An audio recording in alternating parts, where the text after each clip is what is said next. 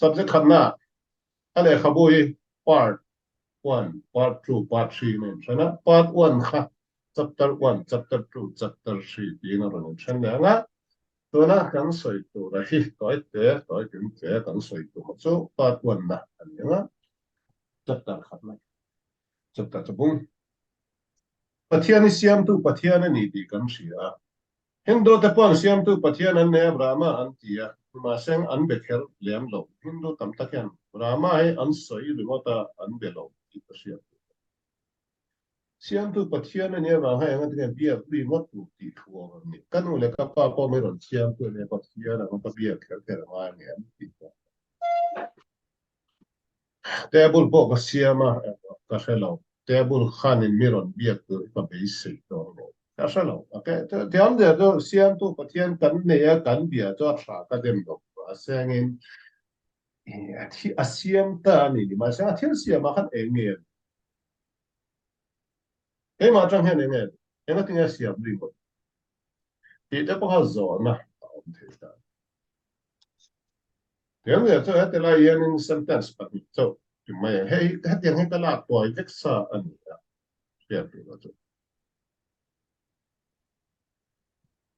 Pathian chuan thil a siam e tia khan kan du tok tu ro lo wa siam chu kon kan sia lo tu nge pathian in thil a siam ti se lo Christian ta ko en do to ran sia na Hindu ta po angal te po nge se ni ma sengin nang mai ni sia dam kai nge I pathian na ni in zom nei ta ka ka sia fia mai en lo na kin de wa en atinge pathian thil a siam chan po ro so yo hom ten kan so tha tu ma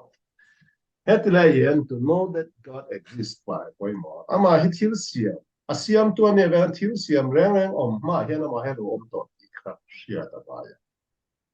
Hun bi kan soi ma po hian ama hi lo reng ani ikha sia ta ba. So to sub changa one word. Pakhat mal pakhat ta ka lo don eternal God kan ti. Chatuan pathian ne chatuan ma khan. Un liam to le mek tu mek zel le zel tu kha wa veka tiam da hun bi chung la mai ya den hun bi aron in tran ma pe na mai amai tu nge tu chelo siam tu ani tu kam no chi ani ma sengin amai lo chi la en tiplaya for this year so mi ha pa chang khani thil siam zong he aron zong chwa ka amai ga lo siam Yang dia tu thil siam zong ma he na ma alo to a eng tin nge lo ang ti kha thil eng ma ala siam lo wang khanin khatem khang a hanin I chu tu chuanin I chu chuanin a answer to wai don lo ya a chan zui la piang lo a thil po eng ma po da siam lo a hun bi po la lo wang khanin eng ma a chu dan tu po mang lo ni ma sengin het dai poi mo tu engma ala lo ma ama chau khalo oma tran khanin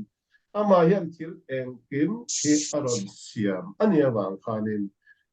thil siam zong na le atro bu aron in tran na tro bu ama hi a cause a thil siam te hi a effect cause and effect scientific principle so wang chuanin thil kan hriat thei chin na chu a thil siam te atang khanin ya zol nei te ron so yanga chunglam sut thiru lang bana thlale ar si te so thadem bi chiang lang in tu siam nge heng te ti in zo tu lang in asiam tu pa tu in mai ang ti so wang chuan ama kha lo eternal god chatuan pathian ani ma hun bi ma pa to kha thadem ka hriat sian dan tu a lem lo ani ma seng eng ti chen nge mo ne ka pu to ka hriat thiam na tu ra khan a thil siam atang khanin asiam tu chu eng ang ani angem oti ron isa active and a top na lama tang kha abul lam patlen te han chu nung chu le dan tu kha aron ma so bang chen a thil siam me apoi mo na chan tu ama siam tu ani ti hriat apoi mo na chan chu chu a thil siam kha ama siam atang ram kalani chuangani siam atang kha ama mu le dang kha a har donan so bang chanin hetilai ka le kha ama alo om renga ti chuan ama atangin thil siam zo ngau ram chu chu a point ni ma sa ma che eng ang nge ni tak ang mo ku ta ne nge ba na ne nge an lu khuma nge ti te po am le nga chu po cha changa ama hi pakhat ania pakhat ka ti hona pakhat ani mai ni number khat ki ni pakhat ani mai number khat chu panin pathum point ka chen de pa som point ka chen 1 by 10 0.5 0.5 is equal to 1 yam ja half plus half 1 ka number khat hian in 1 tel lo ama hi pakhat ania ama component ani am part ani am ti part point ama an puyo me am ti an puyo ni thil siam zong bang nen hena te khen na zong ro an puyo ni bible han warning tam te waron te don ni kalem tur ang reng tui chunga ban chunga le chunga siam pa siam tung su in siam sual do ni in hisat na pi alam ni kan tiane kan pathian bia ki kan sha thiam ngen ti chuanin a cham na chu thia thiam tak tak chu om don ni ma sengin thia thiam lo chu chu a tu lan ti mi ron shar o mi ron tri ro wa ti box ya mi ron hangai ro wa ron ti box ya kan thu to ka hian thia thiam tum chu thu pe kan veia data et hashem you shall know the Lord thy God ti te kha a oma ni ma seng full understanding le full comprehension chu kan nei te do lo mi shin kan ni ma siam tu kan ni lo ba na ko thiam chuan a rel du ka thia thiam te chuan ma kan to thiam te kha thil siam le siam tu hain ang ngai zen don lo an ti kha sia tu ania ama lal na le aro pui na le siam tu ani na ka thil siam te khan kan tu on reng lo ani ma sengen siam tu le a thil siam te in zom kha cha du zong ko ne ke ni zo ko a chan chu kan siam tu ne kan in zom chu ani en kim ti thei ina a thil ti thei na te mi ron pe chuan in tu nge chuan in kan thei ang to ka tu to ka han sia thiam tum re ne tha thu pe ko nia so man cho ni a thu thong zer te a lo poi mo na chu chu so man cho ti la God is one ti to simple unique ni ha kan sia thiam ka be se ya sha de wa sil fia har lu to ne unique God ka ti jan ama an pui om lo ama he very very special nia special lu to comparison thil dang nen te khin the ne lo wa chu chu sia ani son bible ai yanin kut ane ya kut ban that chak chuti khati ti ko har shil sia har ngai zel do na bible nen kanin ka ani lo bible context a soi kha enge ti kha zir zel ngai do na ni ma sang to na hian pathian tan bia pa hi a bible in zia ka a ko hi shela wa hian literal kan la chuanin aduang zozan khanin aduang zang khanin bible ka kan thathiam lo palang ti te po ha alo om thea ni ba khanin ei kanen eng lo te te ni chu a introduction ang devin pathian kan bia ka kha eng angen yang ti chuanin hey beyond comprehension ya khanin thot ko ma ta kan shet thiam na tak te han a digest on lo wa sengen kanin kar o zom na tura chan eng chen nge mo chu shia chu thil chu tiani hetiang a hi chon ho simple zo ke a soi da ni a ol lu tu ko ni ka shia okay in shet hiama ka ngai ze da in do chan in ngai non la nga ke wan chang in hun a top na ro pol zo na hun pot pe pe thang nga ma sang in zo na ka zong ma lo ti wa ngai tha photu lang in digest de huna zo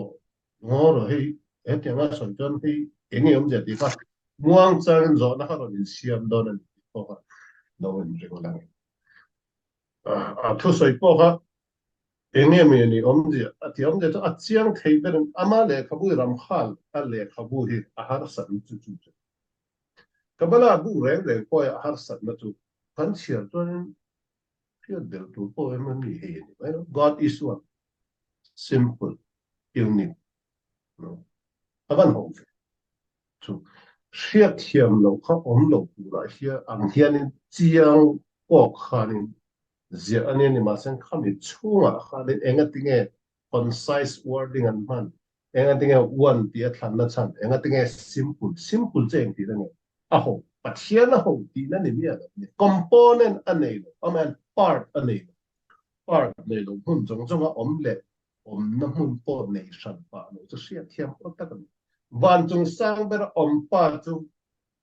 lấy thua sari nói có lệ thua hun dòng dòng ông ba chú áo chua coi à hàng lệ em mà hun dòng dòng ông ba chú mù thấy bao nhiêu xí了哇mù thấy bao nhiêu lâu ba chú à mà chẳng hạn là mù thấy bao nhiêu xí了哇cần phân bao cần hay bao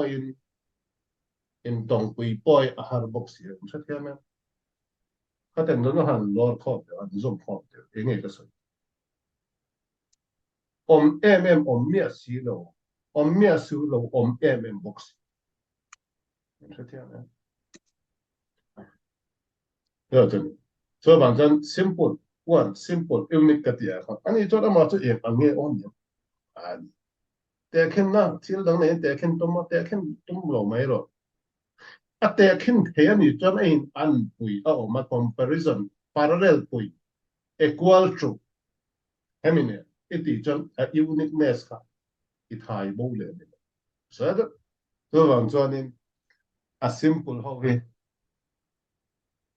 hele khabu he karon thanga a thu he tam lawanga azia he tam lawanga ni ma sen a fun kho ma he azia to pa he yani a simple thai bera judaism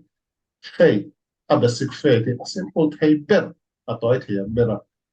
aron la toy so so ka soi thai jin ni sa beyond comprehension kan ti an chu po chu kan zil zera ga ya da pa then chu kan sia thiam lo i thua kan thua ki gram exam nge ar silen dan le space zau dan te han hisab dan chone eting light years apo kan hisab pi ala ma po hun ala space beyond space a hen enge la ma tu scientist nge chu chu pat tiang ho pat thil a thil sia mo mai mai po beyond imagination a zau chu ani a thil siam chip chia siam to pa chip chia de ga thua ka kan shet thiam tum chanin azia lo